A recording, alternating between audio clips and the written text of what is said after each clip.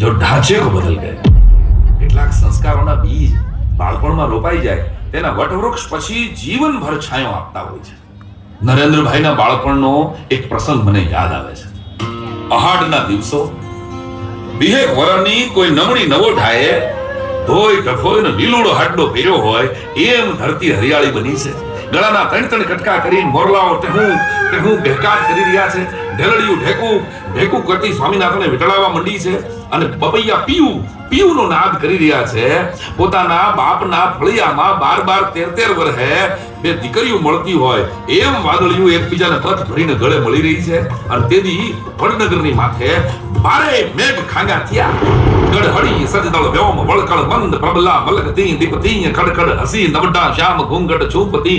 ગઢહળી સજદળ વ્યોમ વળકળ મંદ પ્રબલા મલકતી દીપતી ખડખડ હસી નવડા શ્યામ ઘૂંઘટ છૂપતી. લાજ કેલી કરત કેલી જોમ વેલી વળવળી આહાડ ગમ ગમ ધરા ધમ ધમ વળલ ચમચમ વીજળી જી વળલ ચમચમ વીજળી જી વળલ ચમચમ વીજળી.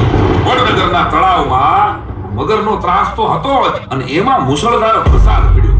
નગરની પરંપરા પ્રમાણે આજે તળાવને સામે કાંઠે નાનકડા દેવળે ધજા ચડાવવાની હતી. પણ એ ધજા લઈને પાણીમાં ઉતરે કોણ? મગરની સામે બાત ભીડે કોણ? વડનગરના જુવાનડાઓ હારીને પાણીમાં બેહી ગયા. પણ ત્યાં તો કિશોર નરેન્દ્ર ધજા હોતો તળાવમાં બકાટ જમ કરતો કૂદ્યો.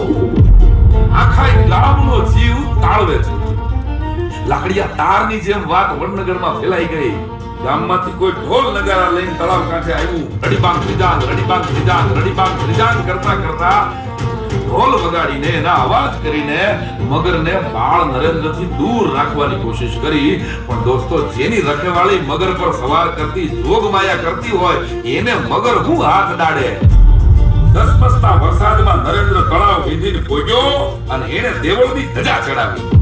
ગામ લોકોએ જયનાદ કર્યો. નરેન્દ્રની હિંમત અને સાહસનો પરચો આખાય ગામને વળી ગયો.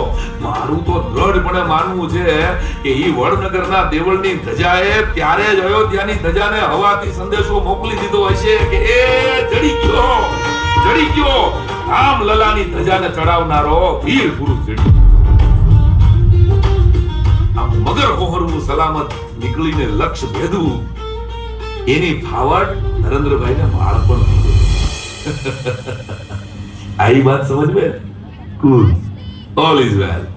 સ્વચ્છતા, સુઘડતા અને ગમે તે પરિસ્થિતિમાં પણ ટીપ ટોપ રહેવું એ તેનો સહજ સ્વભાવ. એટલે જ તો લોટા ઇસ્ત્રીથી એ નાનપણમાં પોતાના કપડાને ઇસ્ત્રી કરતા. મામાએ આપેલા કપડાના બૂટને ચોક ઘસીને ચમકાવતા. જી હા, કાયમ પ્રેઝન્ટેબલ રહેવું એ નરેન્દ્રભાઈનો બાળપણનો શોખ હતો. નરેન્દ્રભાઈ ગુજરાતના મુખ્યમંત્રી બન્યા.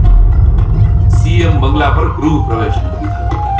કોઈ કહે મોટા સંતોને બોલાવી, કોઈ કહે મોટી પૂજાને યજ્ઞ કરાવી.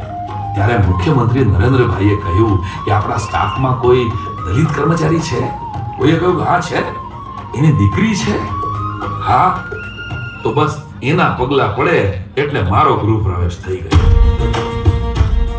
આમ એક નાનકડી દલિત દીકરીએ સીએમ બંગલામાં ખૂબ મૂક્યો. ત્યારે આ દ્રશ્ય નિહાળનારા તમામની આંખોમાં શ્રાવણ અને ભાદરવો વસતા. દોસ્તો, જેના દિલમાં શ્રદ્ધા હોય એના જ દિલમાં સમરસતા સ્થાન લે. હિમાલયની કંદરાઓની નિતાંત નીરવતા મહિના બાદ